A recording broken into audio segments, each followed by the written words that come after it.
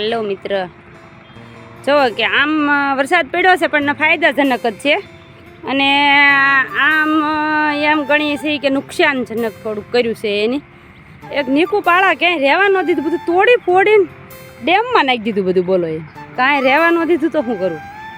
ધોઈ જ પૂરું કરી નાખ્યું. આપણો હરખો ને આપણો કપાસ, આપણો બ્લોક એટલો બોલો કે આખોય બોલો કરી નાખ્યો, ધોઈને કોઈ ભાતનો કરી નાખ્યો, ઓરવાળી નાખી આખી વાડી.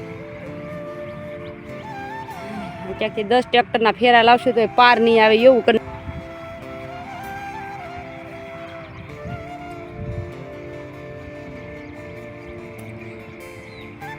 મિત્ર પાછા વાદળા થવા માંડ્યા જ છે. હવે એ ઝરમર ઝરમર શરૂ થયું છે. જો પાછો ટાટક છે ને તો એટલી વધવી નહીં વધવા દે, આનાય કાઢી નાખશે ભૂકાઈ એવું લાગે છે મિત્રો.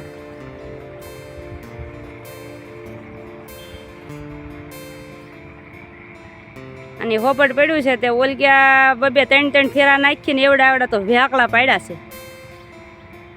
તમને બતાવ્યા તો છે જ તે આપણે જે આવી રીતે વ્યાકળા પાડી દીધા છે. એમ બન્યા રહેજો વિડીયોમાં, આપણે આગળ હાલવી છીએ. હવે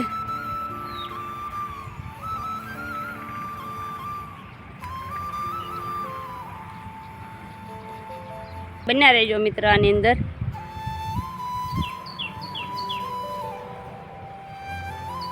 આપણી મગફળી એટલે આપણી સિંગ છે ઓળાની, આપણે બતાવી તો સહી તે વિડીયોમાં દર ખેલે. પણ એની માથે રેપ વળી ગઈ છે, અમુક ટકા દાટી દીધી, એટલું પાણી આવ્યું.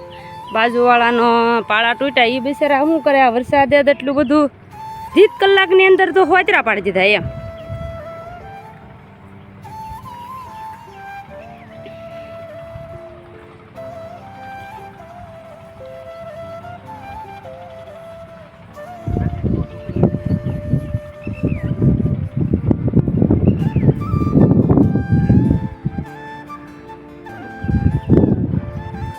જો મિત્ર, અહીંથી ને આવી રીતે આ પાળો તૂટેલો છે અને આ ઉપલી વાડીમાંથી ને આવી રીતે પાણી આવ્યું આપણી વાડીમાં.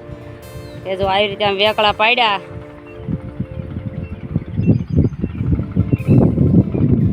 અને જો આવી રીતે આમ વેકળા પાડી અને આમથી પાણી આવ્યું બધું આ બધેથી અને પડ્યો આ કેળની હોપટ આપણી. એક તો બિચારી નાની નાની કેળ, એમાં રેપ વાળી દીધો ઉપર, રેપ. મિત્ર આવી રીતે આમ આ બધું તોડી ફોડીને આમાં વયું આવ્યું. એને તો કઈ કેળાની જરૂર ન હોય, તો એની ઓટોમેટિક કેળો કરી જ લે. તો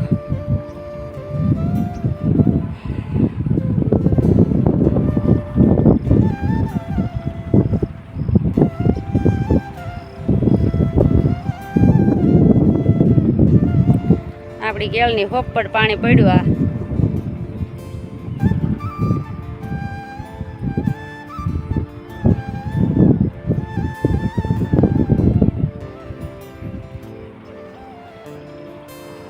આવી રીતે આમ ધોઈ નાખ્યું મિત્ર, બધું જ ધોઈ નાખ્યું, કાંઈ જ નથી વધવા દીધું પાસે.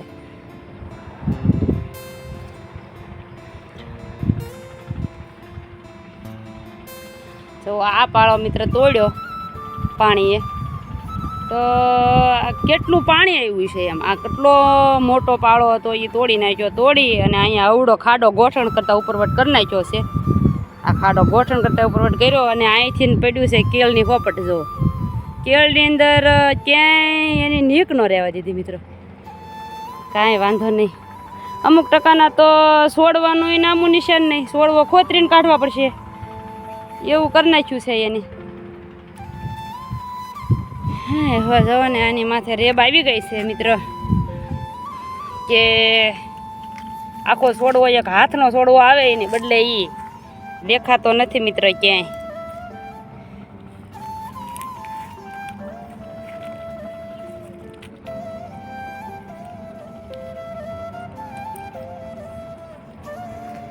છોડવાને એમ કરી નાખ્યું છે, પછી આ છોડવાને એમ કરી નાખ્યું છે, ભૂકા કાઢી નાખ્યા.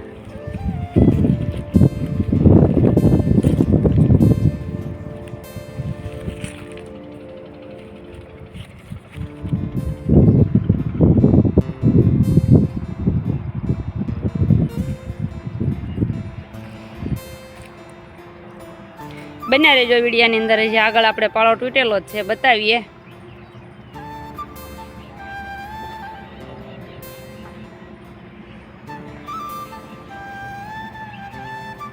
જો મિત્ર આવી રીતે આમ તોડી નાખ્યું આ બધું તે તોડી અને આમ ખાડા પાડી દીધા, મોટા ઊંડા ઊંડા ખાડા પાડી અને અહીંથી નહીં તે પણ આવ્યું કેળમાં. એક પાંદડું જ બતાવ્યો, છોડવો તો બતાતો જ નથી. જુઓ ને, જો આ પાંદડું બતાય ખાલી. હવે આને કાઢવો પડશે ને આપણે આની અંદર. છોડવો વયો ગયો છે આની અંદર.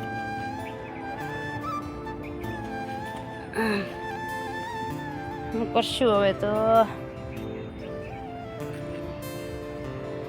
સાજુ એવું કરી નાખ્યું. બધું ધોઈ કાઢવીને કોઈ ભાતનું કરી નાખ્યું મિત્ર.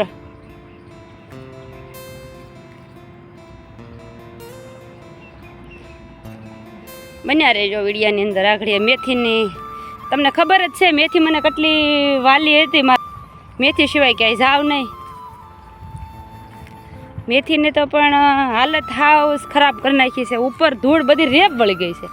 આજે એને ખેંચવાની ચાલુ કરવાની હતી.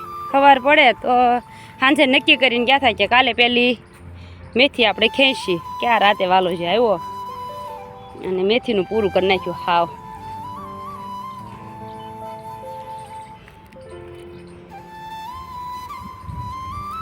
જો મિત્રો આવી રીતે આવ્યો ત્યાં પાળો આવી રીતે ખાધો તોડી આવી રીતે આમ આ પાટડીમાં એન્ટ્રી કરી દીધી. જવો લ્યો મેથીનું રામ રમાડી દીધા. આ પાળો જ ન મળે તો. અને પાળાની ધૂળ ને આમથી આવી રેબ ને કચરો ને પાંદડા આંબાના કઈ અંદર કરી ગયું. જવો આ રેબ વળી ગયા. આજે ખેંચવાની જ હતી પણ હવે શું કરશું. હવે કાંઈ ખેહાય એમ છે એની ચિંતા કરે તો પાર આવે એમ નથી. વરસાદ વગરનો પાર નથી ને આવે તો એ ઉપાધિ, ન આવે તો એ ઉપાધિ મિત્ર. મેથીની દિશા કેવી કરી એની એમ. સારું હાલો મિત્રો, હવે પછી મળશું આપણે બીજા બ્લોગમાં.